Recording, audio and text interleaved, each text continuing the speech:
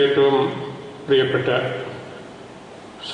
ബഹുമാനപ്പെട്ട വിചാരിച്ച കൊച്ചച്ച മാതാപിതാക്കളെ, സമർപ്പിതരെ, ഏറ്റവും വാത്സല്യമുള്ള കുഞ്ഞുമക്കളെ, നമ്മളുടെ ഈ വലിയ ഇടവക സമൂഹത്തിൻ്റെ വിശിഷ്ട ഇന്നലെയും ഇന്നും പ്രത്യേകിച്ച് ഈ പരിശുദ്ധ കുർബാനയോട് ബന്ധപ്പെടുത്തി നമ്മൾ നടത്തുകയാണല്ലോ. ബഹുമാനപ്പെട്ട വികാരിച്ചന് ആമുഖ വാക്കിൽ പറഞ്ഞതുപോലെ ഈ വലിയ ദേവാലയം നിറഞ്ഞ് കവിഞ്ഞ് ഈ തിരുക്കർമ്മങ്ങളിൽ പങ്കെടുക്കാനായിട്ട് നിങ്ങളെല്ലാവരും എത്തിയിരിക്കുന്നു എന്നത് വളരെ വിലപ്പെട്ട ഒരു കാര്യമാണ്. ഒരു ചരിത്ര സംഭവമായിട്ട് മാറത്തക്ക വിധത്തിൽ ഇത്രയധികം വിശ്വാസികൾ താല്പര്യപൂർവ്വം ഈ പരിശുദ്ധ കുർബാനയോട് ബന്ധപ്പെട്ടിട്ടുള്ള കാര്യങ്ങളിലേക്കായിട്ട് എത്തിയിട്ടുണ്ട്. നമ്മളുടെ സഭയുടെ വളർച്ചയാണത്, ഈ ഇടവകയുടെ കരുത്താണ്, പലാരൂപതയുടെ അഭിമാനമാണ് ഉണ്ണാറപ്പാറ ഇടവകയും ഇവിടെ നടക്കുന്ന പ്രവർത്തനങ്ങളുമെല്ലാം. അതെല്ലാം ഏറെ നന്ദിയോടെ ഈ അവസരത്തിൽ ഞാൻ ഓർക്കുകയാണ്. ഇന്നത്തെ സുവിശേഷത്തെക്കുറിച്ച് മാത്രം ഏതാനും ചെറിയ ചിന്തകൾ പറഞ്ഞ് ഞാൻ അവസാനിപ്പിക്കുകയാണ്. നമുക്ക് വീണ്ടും ദീർഘമായ കർമ്മങ്ങൾ ഉള്ളത് കൊണ്ടുകൂടിയാണ്. യോഹന്നാന്റെ സുവിശേഷത്തിലെ ഏറ്റവും അവസാനത്തെ അധ്യായത്തിൽ നാം വായിക്കുന്നത് ഈശോ മൂന്നാം തവണ ഒരിക്കൽ കൂടെ ശിഷ്യന്മാർക്ക് പ്രത്യക്ഷപ്പെട്ട് തന്റെ ഉത്ഥാനത്തെക്കുറിച്ച് അവരെ പഠിപ്പിക്കുന്ന ആ കാര്യമാണ്. ഒരു കാര്യം പഠിപ്പിക്കണമെങ്കിൽ ചിലപ്പോഴെല്ലാം അത് ആവർത്തിക്കപ്പെടേണ്ടതായിട്ടുണ്ട്. ഒന്നാം തവണയും രണ്ടാം തവണയും അത് കഴിഞ്ഞിട്ടും, അല്ലെങ്കിൽ മറ്റു പല അവസരത്തിൽ മറിയം മഗ്ദലനായിക്കും ശിഷ്യന്മാർക്കും തോമാസ് ലീഹായ്ക്കും എല്ലാം പ്രത്യക്ഷപ്പെട്ടിട്ടും ഈശോ ഒന്നുകൂടെ ഒരു ക്ലാസ് കൊടുക്കുന്നത് പോലെ അത് ആവർത്തിക്കുകയാണ്. അത് ആവർത്തിക്കുന്ന അവസരത്തിൽ ഈശോ ഉപയോഗിക്കുന്ന ഭാഷ നല്ല ഒരു വീട്ടമ്മച്ചിയുടെ ഭാഷ പോലെയാണെന്ന് എനിക്ക് തോന്നിയിട്ടുണ്ട്. വളരെ കഠിനമായ കുറെ കാര്യങ്ങൾ പറയുകയല്ല. അവരോട് ആദ്യം തന്നെ ചോദിക്കുന്ന ഒരു ചോദ്യം, മക്കളെ, കുഞ്ഞു മക്കളെ, നിങ്ങളുടെ പക്കൽ വല്ലതുമുണ്ടോ?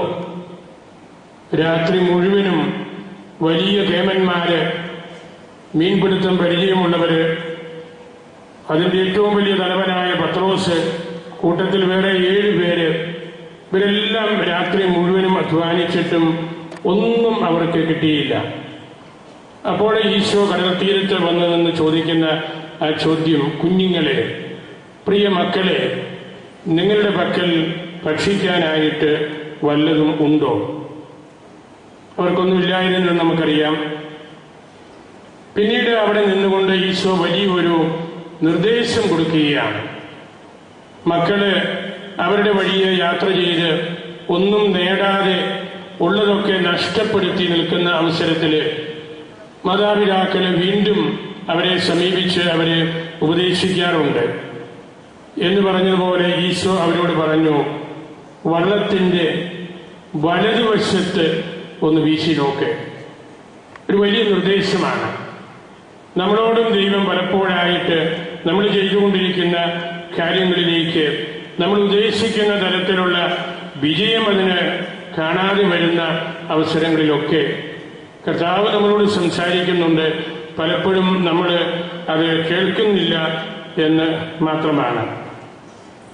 അതുപോലെ തന്നെ മൂന്നാമത്, ഈ പറഞ്ഞതുപോലെ കേട്ട് ശിഷ്യന്മാരെ നല്ലതുപോലെ വല നിറയെ മത്സ്യം പിടിച്ച് നിൽക്കുമ്പോൾ വീണ്ടും നല്ല ഒരു അമ്മയെ പോലെ, നല്ല ഒരു ഇച്ഛായനെ പോലെ ഈശോ ശിഷ്യന്മാരോട് പറയുകയാണ്, വന്ന് പ്രാതൽ കഴിക്കുവിൻ. പിയാരീശനെ ഇപ്പോൾ ഇവിടെ പറഞ്ഞല്ലോ, സെമിത്തേരി സന്ദർശനം കൂടെ കഴിയുമ്പോൾ എല്ലാവർക്കും ഭക്ഷണം കരുതിയിട്ടുണ്ട്. ദൈവത്തിന്റെ സ്വരമാണ്, വന്ന് പ്രാതൽ കഴിക്കുവിൻ. ഈ 3 പ്രവർത്തന സംസാര ശൈലികള് സഭയിലും എപ്പോഴും ആവശ്യമായിട്ടുള്ളതാണ്.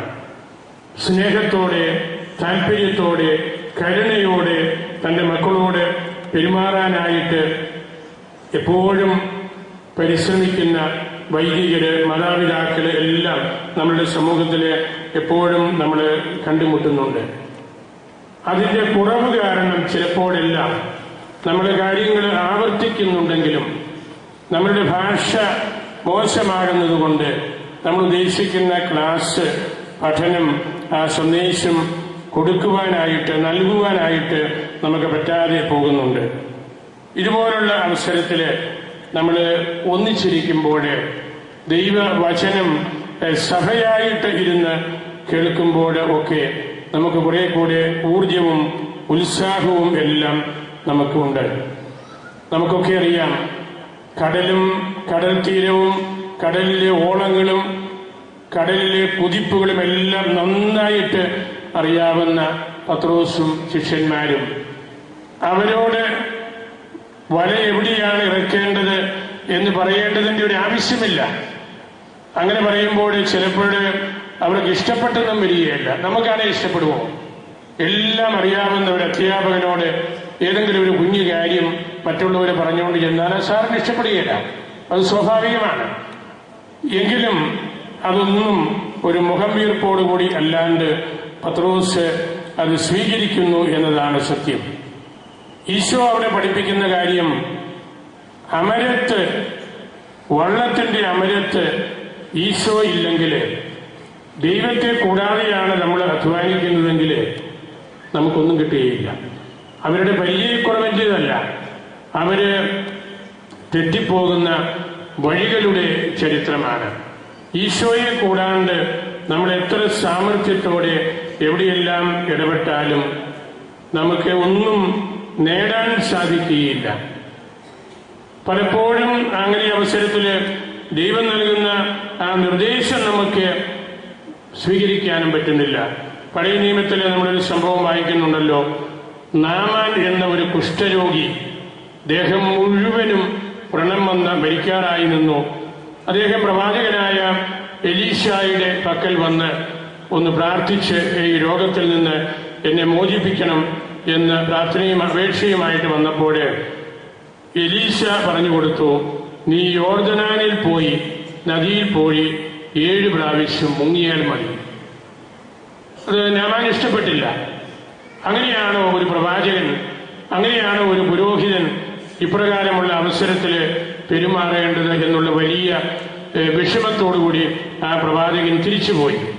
പക്ഷെ പോകുന്ന വഴിക്ക് അദ്ദേഹത്തെ സംരക്ഷിച്ചിരുന്ന, അദ്ദേഹത്തെ പരിചരിച്ചിരുന്ന ഒരു പരിചാരകൻ പറഞ്ഞു, പ്രവാചകൻ നമ്മളോട് പറഞ്ഞതാണല്ലത്, നമുക്ക് യോർദാൻ നദി വരെ ഒന്ന് പോകാം, നമ്മൾ നടക്കുന്നതിൽ നിന്ന് വലിയ അകലെയല്ല, അവിടെയൊന്ന് പോയി നമുക്ക് അദ്ദേഹം പറഞ്ഞതുപോലെ 7 പ്രാവശ്യം ആ നദിയിലൊന്ന് മുങ്ങി നോക്കാം, എന്താണ് കുഴപ്പം? അങ്ങനെ ആ പരിചാരകൻ പറഞ്ഞ് പ്രോത്സാഹിപ്പിച്ച് ഈ നാമാൻ പോയി മുങ്ങി. 7ാമത്തെ മുങ്ങലോടുകൂടി അദ്ദേഹത്തിന്റെ വ്രണവും കുഷ്ഠവും മാറി. ഈ പത്രോസിനെ കുറിച്ചും മറ്റ് പലരും പറയുന്ന ഒരു കാര്യം അതാണ്, പത്രോസിന് അത് ഇഷ്ടപ്പെട്ടില്ല. വലതുവശത്തേക്ക് വലയിറക്കുക എന്ന് പറഞ്ഞപ്പോൾ വളരെ സമർത്ഥനായ, എല്ലാം അറിയാവുന്ന ആ മീൻപിടുത്തക്കാരന് അത് അത്ര ഇഷ്ടപ്പെട്ടില്ല. പക്ഷേ കൂട്ടത്തിലുണ്ടായിരുന്ന യോഹന്നാനും മറ്റ് 6 പേരും അത് പ്രോത്സാഹിപ്പിച്ചു. നമുക്ക് അങ്ങനെയൊന്ന് ചെയ്യാം, നമ്മൾ അങ്ങനെ ഒരു സ്വരം കേട്ടല്ലോ, അങ്ങനെ ഒരു നിർദ്ദേശം നമുക്ക് കിട്ടിയല്ലോ. അങ്ങനെ വലതുവശത്ത് ഈശോയുടെ സ്വരം കേട്ട് അതനുസരിച്ച് പ്രവർത്തിച്ചപ്പോൾ വന്ന കാര്യം നമുക്കറിയാം. വല നിറയെ 153 മത്സ്യങ്ങള്. അന്നത്തെ യഹൂദ പാരമ്പര്യമനുസരിച്ച് എല്ലാ കടലിലും കൂടെ നമ്മൾ നോക്കിയാലും 153 തരം മത്സ്യങ്ങൾ മാത്രമേ ഉള്ളൂ. ഒരു ലോക മത്സ്യ ക്യാച്ചിങ് ആണ് പത്രോസ് നടത്തിയത്. ലോകത്തിൽ മുഴുവനും എല്ലാ കടലിലും സമുദ്രത്തിലും അന്നത്തെ എബ്രായ അറിവ് വെച്ച് 153 തരം മത്സ്യങ്ങളേ ഉള്ളൂ. അതാണ് അതിന്റെ പ്രതീകാത്മകമായിട്ടുള്ള കാര്യം. ലോകം മുഴുവനിലുമുള്ള എല്ലാ ജനവിഭാഗത്തിലും പെട്ട ആളുകളെ സത്യസഭയാകുന്ന വഴിയിലേക്ക്, സുവിശേഷമാകുന്ന വഴിയിലേക്ക് പിന്നീട് നിങ്ങൾ പിടിച്ചു കയറ്റും എന്നതിൻ്റെ പ്രതീകാത്മകമായിട്ടുള്ള ഒരു സൂചനയാണ് ദൈവം അവിടെ കൊടുത്തത്. പിന്നെ ശിഷ്യന്മാര് ലോകമെമ്പാടും പോയി കർത്താവിന്റെ സുവിശേഷം പ്രസംഗിച്ചതും ഈശോയിലേക്ക് അനേക കോടി ആളുകൾ കടന്നു വന്നതുമെല്ലാം ഈ ഉത്ഥാന സംഭവം നമ്മൾ വായിക്കുമ്പോൾ, മനസ്സിലാക്കുമ്പോൾ നമ്മുടെ ഹൃദയത്തിൽ നമ്മൾ കാത്തു സൂക്ഷിക്കേണ്ട കാര്യം കൂടിയാണ്. ദൈവശാസ്ത്രപരമായിട്ട് പ്രതീകാത്മകമായിട്ട് പറഞ്ഞാൽ കരയ്ക്ക് നിൽക്കുന്ന പത്രോസിന്റെ അടുത്തേക്ക് ഈശോയുടെ പക്കലേക്ക് നീന്തിക്കയറുന്ന പത്രോസ് നമ്മുടെ സഭയുടെ ചരിത്രത്തിലെ വലിയൊരു കാര്യമാണ്. നിങ്ങൾക്കെല്ലാവർക്കും അറിയാം, നമ്മളുടെ കത്തോലിക്ക പാരമ്പര്യം ലോകത്തിലുള്ള എല്ലാ മെത്രാന്മാരും റോമില് പൗലോസിന്റെ കുഴിമാടങ്ങൾ സന്ദർശിക്കുകയും അതേ തുടർന്ന് പരിശുദ്ധ മാർപ്പാപ്പായെ കണ്ട് സംസാരിക്കുകയും ചെയ്യണമെന്നത് തിരുസഭയുടെ ഒരു കീഴ്വഴക്കമാണ്. കത്തോലിക്ക മെത്രാന്മാര് 5 വർഷത്തില് ഒരിക്കല് റോമിൽ പോയി നടത്തേണ്ട ഒരു കർമ്മമാണത്. വലിയ വേദശാസ്ത്ര പണ്ഡിതന്മാര് പറയുന്നത് ലോകത്തിലെ ഏറ്റവും ആദ്യ ലീമിന എന്നാണല്ലോ അതിന് പറയുന്നത്. ആദ്യ ലീമിന വിസിറ്റ് നടത്തിയ പത്രോസിന്റെ ഈ സംഭവമാണ്.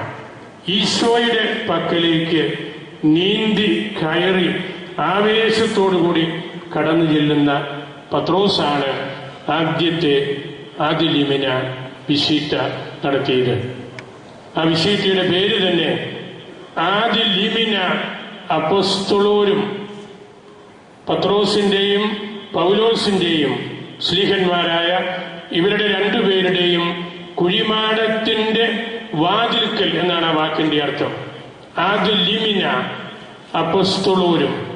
പത്രോസ് പൗലോസ് ശ്ലീഹന്മാരുടെ കുഴിമാടങ്ങളുടെ പുറത്തുള്ള കതകിന്റെ വാതിൽക്കൽ, കുഴിമാടങ്ങളുടെ വാതിൽക്കൽ ഒരു മെത്രാൻ പോയി നിൽക്കുന്നതിനെയാണ് ആദ്യ ലീമിന വിശീറ്റ എന്ന് പറയുന്നത്. ഇപ്പോഴും അങ്ങനെയാണ്. മാർപ്പാപ്പായെ കാണുന്നതിന് മുമ്പ് മെത്രാന്മാര് പത്രോസിന്റെ കുടീരവും പൗലോസിന്റെ കുടീരവും റോമിൽ സന്ദർശിച്ചതിന് ശേഷമാണ് മാർപ്പാപ്പായുടെ പക്കലേക്ക് പോകുന്നത്. ആദ്യ ലീമിന അത് വലിയ ചരിത്ര പ്രാധാന്യമുള്ള കാര്യമാണ്. പ്രതീകാത്മകമായിട്ടെങ്കിലും പത്രോസ് ഈശോയുടെ പക്കലേക്ക് നീന്തി കയറുന്ന ആ ഒരു രംഗം, അത് നമ്മളുടെ എല്ലാവരുടെയും മനസ്സിന്റെ ഏറ്റവും വലിയ ഒരു ആഗ്രഹമാണ്. ഈശോയുടെ പക്കലേക്ക് എത്തണം. നമ്മൾ പരിശുദ്ധ കുർബാനയിലൂടെ തിരുവചനം വ്യാഖ്യാനിക്കുന്നതിലൂടെ കേൾക്കുന്നതിലൂടെ ഒക്കെ അതാണ് നമ്മൾ ചെയ്യുന്നത്. ഈ ബെയ്മ തന്നെ ഗലീലിയായിലെ ഈശോ ദൈവവചനം പ്രസംഗിച്ചതിന്റെ പ്രതീകമാണ്. ഇവിടെ നിന്ന് സുവിശേഷം വായിക്കുന്നത് അതുകൊണ്ടാണ്. ഈശോ നേരിട്ട് നമ്മളോട് സംസാരിക്കുന്നത് പോലെയാണ്. രണ്ടാമത്തെ ഒരു ദൈവശാസ്ത്ര ചിന്ത, ഈ പത്രോസും കൂട്ടരും കരയിൽ കണ്ടത്, കരയില് വലിയ ഒരു തീക്കനല് കൂട്ടിയിട്ടിരിക്കുന്നതാണ്. നമ്മൾ രാവിലെ അടുപ്പ് കത്തിക്കുന്നത് പോലെ, പഴയ കാലത്തൊക്കെ എത്രയോ പ്രയാസമായിരുന്നു. നനഞ്ഞ വിറകുകൾ അടുപ്പിൽ കൊണ്ടുവന്ന് വെച്ച് എത്ര നേരം ഊതി ചൂടാക്കിയാണ് തീ പിടിപ്പിക്കുന്നത്. കരയില് കർത്താവ് തീക്കനല് കൂട്ടിയിരിക്കുന്നു. നമ്മൾ അല്പം പിറകോട്ട് ഒന്ന് ചിന്തിച്ചാല് എന്റെ ഒരു ചിന്ത പത്രോസിനെ ആ കനല് വേദനിപ്പിച്ചിട്ടുണ്ട് എന്നാണ്. പത്രോസ് ഈശോ വളരെയധികം വേദന അനുഭവിച്ചിരുന്ന അവസരത്തില് പ്രധാന ആചാര്യന്റെ അധികാരമുള്ള വ്യക്തിയുടെ നടുമുറ്റത്ത്, വീടിന്റെ മുറ്റത്ത് തീക്കനല് കൂട്ടി തീയും കാഞ്ഞ് പെണ്ണുങ്ങളോട് വർത്തമാനവും പറഞ്ഞ് സന്തോഷിച്ച് ഇരുന്ന ഒരവസരമുണ്ട്. ഈശോ മരണവേദന അനുഭവിച്ചിരുന്ന അവസരത്തില് ഏറ്റവും പ്രധാനപ്പെട്ട ശിഷ്യൻ ചെയ്ത കാര്യം ഇതാണ്. ആ തീക്കനിൽ വെച്ചാണ് ഈശോയെ പത്രോസ് നിഷേധിച്ചത്. ഞാനവനെ അറിയില്ല, ഞാനവനെ കുറിച്ച് കേട്ടിട്ടില്ല, എനിക്ക് പരിചയമില്ല. ആ തീക്കനല് ഭൗതികതയുടെ ഒരു തീക്കനലാണ്, സ്വകാര്യതയുടെ ഒരു തീക്കനലാണ്, സ്വന്തം കാര്യം അന്വേഷിച്ച് ഇഷ്ടപ്പെടുന്ന കാര്യങ്ങളോട് ചേർന്ന് നിൽക്കുന്ന ഒരു തീക്കനലാണ്, ഒരു കത്തലാണ്. നമ്മളുടെയൊക്കെ മനസ്സുകളിൽ അങ്ങനെയുള്ള സ്വകാര്യതകൾ കാണും. അത് പിന്നീട് പത്രോസിനെ വളരെയധികം വേദനിപ്പിച്ചു. ആ സംഭവം പത്രോസിന് ചൂട് കിട്ടാൻ വേണ്ടി, പത്രോസിന് ഭൗതികമായിട്ടുള്ള സന്തോഷം കിട്ടാൻ വേണ്ടി കത്തിച്ചു ഒരുക്കിയ ആ തീക്കനല് ഉത്ഥാനശേഷം വള്ളത്തിൽ നനഞ്ഞ് വേദനിച്ച് വിഷമിച്ചു നിന്ന പത്രോസ് കരയിലേക്ക് നോക്കിയപ്പോൾ ഉത്ഥിതനായ ഈശോ എന്ന ആ തീക്കനലാണ്, ഉത്ഥാനം ചെയ്ത ഈശോ എന്ന ആ തീക്കനല്, നമ്മളുടെ പരിശുദ്ധ കുർബാന ആ തീക്കനലാണ്. ഉത്ഥാനം ചെയ്ത ഈശോയുടെ നമുക്ക് വേണ്ടി തന്ന ആ രക്ഷാകര പദ്ധതിയുടെ ആഘോഷമാണ്. ആ തീക്കനില് ഈശോ അപ്പവും മീനും വെച്ചിരിക്കുകയാണ്. അത് ഈശോയുടെ ശരീരത്തിന്റെ രക്തത്തിന്റെ പ്രതീകമാണ്. അതുകൊണ്ടും ഈശോ അവസാനിപ്പിച്ചില്ല. ഈശോ പത്രോസിനോട് പറഞ്ഞു, ഇപ്പോൾ പിടിച്ച മീനുണ്ടല്ലോ നിങ്ങളുടെ കയ്യിൽ, അതിന്റെ ഒരു ഭാഗം കൂടെ കൊണ്ടുവരിക. എനിക്കൊരു അത്ഭുതം നടത്തി തീക്കനലുണ്ടാക്കി എത്ര മത്സ്യം വേണമെങ്കിലും നിങ്ങൾക്ക് തരാം. പക്ഷേ നിങ്ങളെന്നും ഓർത്തിരിക്കേണ്ടത്, എന്നോട് ചേർന്ന്, ഞാനാകുന്ന തീക്കനലിനോട് ചേർന്ന് ഞാൻ ചുടുന്ന അപ്പവും ഞാൻ പൊരിക്കുന്ന മത്സ്യവും അതിനോട് ചേർന്ന് നിങ്ങൾ ഓരോരുത്തരും പിടിക്കുന്ന മീന്, നിങ്ങളുടെ ഓരോരുത്തരുടെയും പ്രയത്നം, അധ്വാനം അതുകൂടെ കൂട്ടി ചേർക്കണം. ഇപ്പോൾ പിടിച്ച മീനും കൂടെ ഇവിടെ കൊണ്ടുവരണം. അതുകൂടെ വാങ്ങിച്ച് എടുത്ത് പൊരിച്ച് ഈശോ ശിഷ്യന്മാർക്ക് പ്രാതല് വിളമ്പുകയാണ്. നമ്മളുടെ പരിശുദ്ധ കുർബാനയും സുവിശേഷ പ്രഘോഷണവും മിഷൻ പ്രവർത്തനവും എല്ലാം അതാണ്. ഈശോയോട് ചേർന്ന് ഇപ്പോൾ ഇവിടെ ഇന്ന് ഞാൻ ഓരോരുത്തരും നടത്തുന്ന ആ പ്രവൃത്തിയുടെ കർത്താവിന്റെ പക്കലേക്ക് ചേർത്ത് വയ്ക്കുമ്പോൾ സഭയാകുന്നു, മിഷൻ പ്രവർത്തനമാകുന്നു, ഇടവക കൂട്ടായ്മയാകുന്നു, എല്ലാവർക്കും സന്തോഷമാകുന്നു. ആ തരത്തിലുള്ള ഒരു തിരിച്ചറിവ്, ആ തിരിച്ചറിവിലേക്കുള്ള വഴിയാണ് യോഹന്നാൻ പറഞ്ഞത്. ഇതൊക്കെ കണ്ടപ്പോൾ വലതുവശത്ത് വലയെറിയാനൊക്കെ പറഞ്ഞപ്പോൾ ഈശോയുടെ ഹൃദയം വായിച്ചെടുത്ത ഏറ്റവും ചെറുപ്പക്കാരനായ ശിഷ്യൻ അദ്ദേഹം പറഞ്ഞു, അത് കർത്താവാകട്ടെ, നമുക്ക് തർക്കിക്കുകയൊന്നും വേണ്ട, അത് കർത്താവാണ്, എനിക്ക് ഉറപ്പുണ്ടെന്ന് യോഹന്നാൻ പറയുകയാണല്ലോ. നമുക്കും ആ ഉറപ്പാണ് വേണ്ടത്. നമ്മൾ കുർബാനയിൽ പങ്കെടുക്കുമ്പോൾ, സുവിശേഷ വ്യാഖ്യാനം കേൾക്കുമ്പോൾ, മറ്റു കൂദാശകളിൽ പങ്കെടുക്കുമ്പോൾ കർത്താവിന്റെ ഒരു സാന്നിധ്യം നമുക്കുണ്ടായി. നമ്മുടെ ഹൃദയങ്ങൾ ജ്വലിച്ചില്ലേ? എന്റെ കർത്താവേ, എന്റെ ദൈവമേ എന്ന് തോമാ പറഞ്ഞില്ലേ? നീയാണ് ജീവിക്കുന്ന ദൈവത്തിന്റെ പുത്രനായ മിശിഹ എന്ന് പത്രോസ് പറഞ്ഞില്ലേ? ആ തരത്തിലുള്ള ഒരു ജ്വലനം നമുക്ക് വേണം. തീക്കനൽ അതാണ്.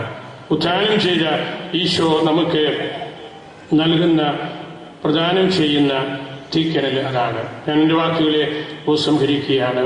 ദൈവവചനത്തോട്, പരിശുദ്ധ കുർബാനയോട് നമുക്ക് കൂടുതൽ വിശ്വസ്തത പുലർത്താനുള്ളൊരു അവസരമായിട്ടുകൂടെ നമ്മളുടെ ഇടവക വിശുദ്ധിയെ നിങ്ങൾ എല്ലാവരും കാണണം എന്ന് ഞാൻ പ്രത്യേകമായിട്ട് ഓർമ്മിപ്പിക്കുകയാണ്. ഇന്നലെ 5 മണി മുതൽ ഞാൻ വിചാരിച്ചൻ പറഞ്ഞതുപോലെ ഇവിടെ നിങ്ങളോടൊത്ത് വീട് സന്ദർശിക്കാൻ, രോഗികളെ കാണാൻ, ഒന്നിച്ച് കമ്മിറ്റിക്കാരുമായിട്ട് പ്രാർത്ഥിക്കാൻ, ഒന്നിച്ച് ഭക്ഷണം കഴിക്കാൻ എല്ലാം മണിക്കൂറുകൾ ഇവിടെ ഉണ്ടായിരുന്നു. വളരെ ഹൃദ്യമായ ഒരനുഭവമായിട്ട് എനിക്ക് തോന്നി. നല്ല ഒരു പറ്റം കമ്മിറ്റിക്കാർ ഇടവകയുടെ പ്രവർത്തനങ്ങൾ, പൊതുവായ പ്രവർത്തനങ്ങളൊക്കെ വളരെ വിശദമായിട്ട് വികാരിയച്ഛനും ഞാനുമായിട്ട് വയ്ക്കാനായിട്ട് നല്ല തുറവിയുള്ള, പരിചയമുള്ള കമ്മിറ്റിയാണ് നിങ്ങൾക്കുള്ളത്. കൊറോണ വികാരി വന്ന് നമ്മളുടെ പള്ളി രജിസ്റ്ററുകളും പള്ളി കെട്ടിടങ്ങളും പരിസരങ്ങളും സ്കൂളുമെല്ലാം പരിശോധിച്ച് വളരെ പഠനവിധേയമാക്കിയതിന് ശേഷമുള്ള ഒരു റിപ്പോർട്ട് തയ്യാറാക്കി തന്നിരുന്നു. അതുകൊണ്ട് വിസിറ്റിക്ക് വരുന്നതിന് മുമ്പ് തന്നെ ഈ ഇടവകയെക്കുറിച്ച് കൂടുതൽ മെറ്റിക്കുലസ് ആയിട്ടുള്ള, ഏറ്റവും കൃത്യമായ രീതിയിൽ കാര്യങ്ങൾ മനസ്സിലാക്കാനും എല്ലാം എനിക്ക് സാധിച്ചിരുന്നു. അച്ഛൻ തീർച്ചയായിട്ടും ഇവിടെ മണിക്കൂറുകൾ അതിനുവേണ്ടി ചിലവഴിച്ചിട്ടുണ്ടെന്ന് എനിക്കറിയാം. ഈ ഇടവക വളരെ, ഞാൻ ഇന്നലെ പ്രതിനിധി യോഗക്കാരോട് പറഞ്ഞു, വളരെയേറെ വളർന്നു. ഒരു 15 കൊല്ലത്തെ ചരിത്രം നമ്മൾ പുറകോട്ട് നോക്കിയാൽ എല്ലാ അർത്ഥത്തിലും നമുക്ക് നല്ല പള്ളിമുറി, പാരീഷ് ഹോള്. ഇന്നലെ ഞാൻ വന്നപ്പോഴാണ് കൃത്യമായിട്ട് മനസ്സിലാക്കുന്നത്, ഈ പള്ളി പരിസരം ചുറ്റും മനോഹരമായ രീതിയിൽ ടൈലിങ് നടത്തി. ഞാൻ വിചാരിച്ചോട് പറഞ്ഞു, വത്തിക്കാനിൽ ചെന്നിറങ്ങുന്ന പോലെ തോന്നും മണ്ണാറപ്പാറയിൽ വന്നിറങ്ങിയാൽ. വിശാലമായ മുറ്റം, നല്ല മറ്റൊരിടത്തും കാണാത്ത രീതിയിൽ ഭംഗിയായ രീതിയിൽ അതിൻ്റെ ശാസ്ത്രീയമായ രീതിയിൽ കാര്യങ്ങളെല്ലാം ചെയ്തു. അതുപോലെ പള്ളി മുറിയും പരിസരങ്ങളും എല്ലാം വൃത്തിയായിട്ടും മനോഹരമായിട്ടും സൂക്ഷിക്കുന്നുണ്ട്. പ്രധാനപ്പെട്ട വികാരിച്ചിനെ എനിക്ക് വർഷങ്ങളായിട്ട് ഞങ്ങൾ നല്ല പരിചയക്കാരാണ്. എൻ്റെ ജ്യേഷ്ഠ സഹോദരനായിട്ട് പാലാ കരൂർ സെമിനാരിയിലും കോട്ടയത്തും പഠിച്ച ആളാണ്. അതുകൊണ്ട് ദീർഘനാളത്തെ അടുത്ത പരിചയം എനിക്കുണ്ട്. അച്ഛന് നല്ല വിശുദ്ധമായ രീതിയിൽ ജീവിക്കുകയും നല്ല സമർത്ഥനായ ഒരു വ്യക്തിയെ പോലെ പെരുമാറുകയും അതോട് ചേർന്ന് നല്ല ഡിസിപ്ലിൻഡ് ആയിട്ടുള്ള, ഞങ്ങൾ സെമിനാരി പഠിച്ചിരുന്ന കാലത്തേക്ക് ഒരു പോലീസുകാരനെ പോലെയായിരുന്നു അച്ഛൻ. കർക്കശ സ്വഭാവത്തോടുകൂടി ഞങ്ങളോടും താഴത്തെ ക്ലാസ്സിലെ കുട്ടികളോട് അന്ന് അച്ഛൻ ഞങ്ങളുടെ ലീഡറായിരുന്നു. അതുകൊണ്ട് വളരെ കർക്കശ സ്വഭാവത്തോടു കൂടി അച്ഛൻ പറയുകയും സംസാരിക്കുകയും ഇടപെടുകയും ചെയ്യുമായിരുന്നു. അച്ഛന് വിവിധ സ്കൂളുകളിൽ പ്രിൻസിപ്പലായിട്ടും അധ്യാപകനായിട്ടും എല്ലാം ജോലി ചെയ്തപ്പോഴും കുട്ടികളും അവരുടെ മാതാപിതാക്കളും ഒക്കെ പറഞ്ഞിട്ടുണ്ട്, എൻ്റെ പൊന്നു പിതാവേ, പനാമ്പടി അച്ഛനുള്ളതുകൊണ്ട് എൻ്റെ കൊച്ചു രക്ഷപ്പെട്ടു, ആ കൊച്ചിനെ രക്ഷിച്ചു. അവനോട് അച്ഛൻ പ്രധാനം പറയും. ഇപ്പോൾ ഒരു കൊച്ചു പറഞ്ഞു ഇവിടെ നാണ്ടി അനുഭവം തന്നെയാണെന്ന്. ഇത് വളരെ ശരിയാണ്, എല്ലാ പിള്ളേരും ഇത് പറയും. കുട്ടികളോട് വളരെയേറെ അടുത്ത് ഇടപെടി. നമ്മുടെ രൂപതയിൽ ആയിരക്കണക്കിന് കുട്ടികൾക്ക് അച്ഛൻ നല്ല ഒരു എവാഞ്ചലൈസറായിട്ട്, നല്ലൊരു അച്ഛനായിട്ട്, നല്ല അധ്യാപകനായിട്ട്, നല്ല അറിവുള്ള, വേദപുസ്തകം നല്ലപോലെ അറിയാവുന്ന ഒരാളായിട്ട് എല്ലാം അത് വലിയൊരു കാര്യമാണ്. എനിക്കും അതിനകത്ത് വലിയ സന്തോഷമുണ്ട്. അച്ഛൻ്റെ ശക്തമായ ഒരു നേതൃത്വം ഇവിടെ കാർഷിക രംഗത്തും ആധ്യാത്മിക രംഗത്തും നിർമ്മാണ മേഖലയിലുമൊക്കെ ഉണ്ട് എന്ന് നമുക്കെല്ലാവർക്കും അറിയാം. അച്ഛൻ്റെ കാർഷിക വൃത്തി ചാനലിലൂടെയും പത്രത്തിലൂടെയും ഒക്കെ ഞാൻ പലതവണ കാണാനിടയായി. ഇന്നലെ വന്നപ്പോൾ നേരിട്ടും കണ്ടു. അതുപോലെ തന്നെ അച്ഛൻ്റെ നല്ല കാര്യങ്ങളൊക്കെ അച്ഛനെ കണ്ട് പഠിച്ച് കൊച്ചച്ഛനും അലക്സാണ്ടർ അച്ഛനും എല്ലാം പഠിക്കുകയും മനസ്സിലാക്കുകയും നല്ല രീതിയിൽ അച്ഛന് വളരാനുള്ള ഏറ്റവും നല്ല ഒരവസരമാണ് പനാമ്പുഴ വികാരി അച്ഛൻ്റെ കൂട്ടത്തിൽ ജീവിക്കാൻ കിട്ടുന്ന ഈ അവസരം എന്നുകൂടെ പറയാൻ ഞാൻ പ്രത്യേകമായിട്ട് ഓർക്കുന്നു. അതുപോലെ സ്കൂളിൽ പഠിപ്പിക്കുന്ന കടത്തലച്ഛനെയും സ്നേഹത്തോടെ ഈ അവസരത്തിൽ ഞാൻ ഓർക്കുകയാണ്.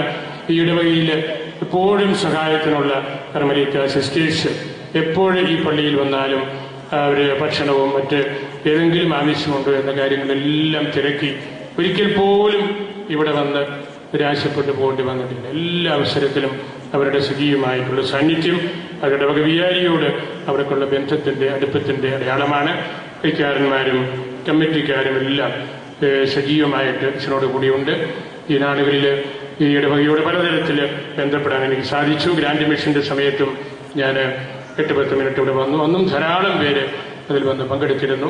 അങ്ങനെ വലിയ സന്തോഷത്തോടും അഭിമാനത്തോടും കൂടിയാണ് നമ്മളുടെ ഈ ഫ്രാൻസിസ് സേവിയർ മണ്ണാറപ്പാറ ഇടവകയിൽ നമ്മളെല്ലാവരും ഒന്നിച്ച് ആയിരിക്കുന്നത്. വിസിറ്റിയിൽ ഇതുപോലെ കർത്താവിനോടുകൂടി നമുക്കെല്ലാവർക്കും ആയിരിക്കാൻ സാധിച്ചതിൽ എനിക്ക് അതിയായ സന്തോഷമുണ്ട്. അൽഫോൻസാമ്മയോട് മധ്യസ്ഥം പ്രാർത്ഥിക്കാം, കുഞ്ഞച്ചനോട് മധ്യസ്ഥം പ്രാർത്ഥിക്കാം. കുഞ്ഞച്ചനോട് പ്രത്യേകമായ രീതിയിൽ ഈ ഇടവകയ്ക്ക് കടപ്പാടും സ്നേഹവും അടുപ്പവും എല്ലാം ഉണ്ട് എന്ന് നമുക്കെല്ലാവർക്കും അറിയാം. നമ്മുടെ പരിശുദ്ധ കുർബാനയുടെ പ്രധാനപ്പെട്ട ഭാഗം അനാഫറ പ്രാർത്ഥനയാണല്ലോ. 2 കൊല്ലം മുമ്പ് സുറമലബാർ സഭയ്ക്ക് തേഡോറിന്റെ അനാഫറ കൂടി സിനഡ് അനുവദിച്ചു തന്നിരുന്നു. നമുക്കിന്ന് അനാഫറ ഭാഗത്തേക്ക് കയറുമ്പോൾ വിശുദ്ധ തേഡോറിന്റെ അനാഫറ ചൊല്ലാം. നമുക്ക് നല്ല ഒരു ദൈവാനുഭവത്തിന്റെ അവസരമാകുമെന്ന് ഞാൻ കരുതുന്നു. എല്ലാവരെയും നന്ദിയോടെ ഓർക്കുന്നു. വിശുദ്ധ ഫ്രാൻസിസ് സേവറിന് സമർപ്പിക്കുന്നു. കർത്താവിന്റെ കരം നമ്മുടെ മേൽ എപ്പോഴും ഉണ്ടായിരിക്കട്ടെ.